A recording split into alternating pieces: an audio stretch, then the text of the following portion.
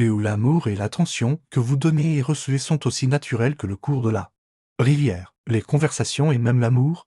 Obtenons-nous vraiment ce que nous voulons? Cette leçon que je veux partager avec vous est de vous libérer du besoin de forcer les choses. Cela peut être un changement de jeu, vous laissant de l'espace pour grandir et respirer. Cette leçon n'est pas facile, mais je vous assure qu'elle est libératrice. La vie est une si bonne enseignante que si vous ne retenez pas la leçon, elle vous la répétera. N'ayez pas peur de perdre ceux qui ne se sentent pas chanceux de vous avoir. Certaines personnes vous décourageront simplement parce qu'elles ont peur que vous réalisiez votre véritable potentiel et que vous accomplissiez ce qu'elles-mêmes n'osent pas essayer. Choisissez soigneusement votre partenaire de vie, car de cette décision dépendra 90% de votre bonheur ou de votre tristesse. Lorsque quelqu'un vous aide et traverse une situation difficile, ce n'est pas de l'aide, c'est de l'amour. J'ai dû prendre une décision difficile, m'éloigner de quelque chose que je voulais dans ma vie parce que je savais que cela me faisait du mal. C'était la plus belle démonstration d'amour-propre que je me suis faite. Il n'est jamais trop tard pour entreprendre un nouveau voyage, vivre une nouvelle histoire ou construire un nouveau rêve. J'ai arrêté de courir après la vie il y a longtemps,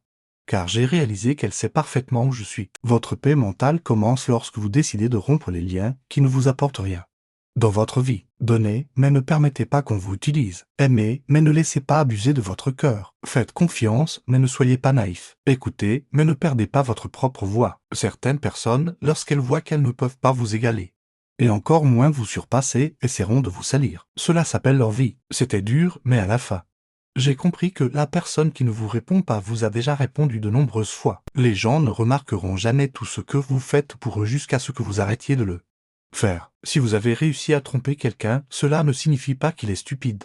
Cela signifie qu'il avait confiance en vous plus que vous ne le méritiez. L'amour existe, les amis existent, la loyauté existe. Ce qui existe presque pas, ce sont les personnes capables d'assumer ces rôles. Lorsque vous allez me décevoir, assurez-vous de ne plus jamais me rendre visite. Enlevez le pouvoir à tout ce qui vous perturbe. Rappelez-vous que si cela n'existe pas dans votre esprit, cela n'existera pas dans votre vie. Le karma n'est pas la vengeance de l'univers, mais le reflet de vos actions. Alors rappelez-vous, ce qui importe n'est pas ce que vous allez recevoir, mais ce que vous donnez. Les personnes heureuses se consacrent à construire leur propre monde, tandis que les personnes malheureuses blâment le reste du monde pour tout ce qui leur arrive de mal. Il n'y a pas d'excuse pour quelqu'un qui a eu une opportunité de faire les choses correctement et qui a décidé de continuer à les faire mal. Apprenez à fixer des limites, car tout ce qui est permis se répète malheureusement. Si vous pensez que les autres feront pour vous ce que vous faites pour eux, vous serez déçu. La chose la plus importante à faire si vous êtes dans un trou est d'arrêter de creuser. J'ai arrêté de donner des explications lorsque j'ai compris que les gens ne comprennent que depuis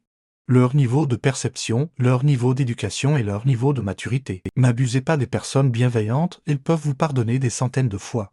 Mais quand elles se lasseront et décideront de partir, elles ne reviendront plus jamais. Le souci ne résout pas les problèmes de demain, il enlève la paix de jour. Fuyez rapidement les personnes qui ne sont avec vous que tant que vous avez quelque chose à leur offrir. Celui qui vous trahit une fois vous trahira 1000 fois. Si vous tombez amoureux de deux personnes, restez avec la deuxième. Car si vous étiez vraiment amoureux de la première, vous ne seriez pas tombé amoureux de la deuxième. Lorsque vous jouez avec des enfants, laissez-les gagner. Demandez des conseils uniquement à des personnes qui sont là où vous voulez arriver. Il y aura toujours une nouvelle opportunité, un nouvel emploi, un nouvel amour, une nouvelle amitié. Mais jamais une autre vie. Ne la gaspillez pas. Lorsque vous vous sentez seul, il est difficile de retrouver l'excitation avec n'importe qui. Lorsque quelqu'un vous laisse entrer dans son âme, n'oubliez pas d'enlever vos chaussures. Il y a des endroits qui sont sacrés. Plus vous avez peu de sexe, plus vous aurez d'inspiration pour créer et utiliser vos talents dans ce qui vous passionne. Vivez comme un adulte, conseillez comme un ancien et ne cessez jamais de rêver comme un enfant. Si personne ne veut vous accompagner, partez seul et sans peur. Ne vous inquiétez pas, vous rencontrerez des gens en chemin. Quelque part dans le monde, quelqu'un rêve d'avoir la vie que vous avez. Soyez reconnaissant et, dans la mesure de vos possibilités, aidez à créer un monde meilleur pour tous. Ne regrettez jamais d'avoir un bon cœur. Rappelez-vous que tout ce qui est bon revient multiplié. Aimez beaucoup, tombez amoureux des milliers de fois.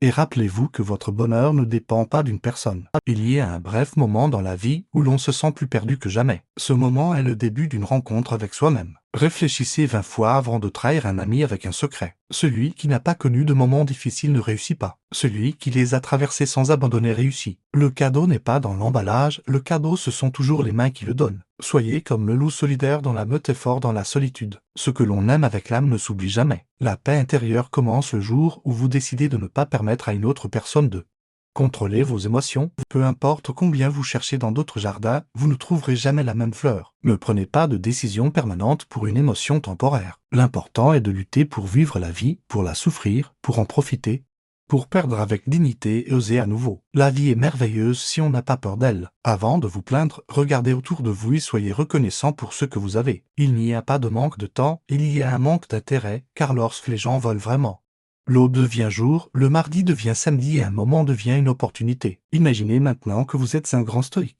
prêt à partager vos enseignements et conseils avec le monde. Vous comprenez que la clé du bonheur réside dans la capacité à accepter ce qui nous arrive et à vivre en harmonie avec le flux de la vie. Vous apprenez aux autres à faire preuve de gratitude pour ceux qu'ils ont et à ne pas se laisser distraire par les désirs et les attentes matérialistes. Vous enseignez également l'importance de cultiver des relations saines et épanouissantes. Vous encouragez vos disciples à choisir soigneusement leur partenaire de vie, car cela aura un impact majeur sur leur bonheur futur. Vous leur rappelez que les personnes qui les découragent sont souvent motivées par la peur de leur propre échec, et qu'il est important de ne pas laisser ces influences négatives les freiner dans leur quête du bonheur. En tant que stoïque, vous encouragez également l'autonomie et l'indépendance. Vous leur dites qu'il est essentiel d'être capable de vivre et d'être heureux par eux-mêmes, sans dépendre des autres pour leur propre bonheur. Vous leur apprenez à fixer des limites et à ne pas permettre aux autres de les utiliser ou de les abuser. Un aspect important de vos enseignements concerne la responsabilité de ces actions. Vous leur rappelez que le karma n'est pas une force extérieure qui les punit,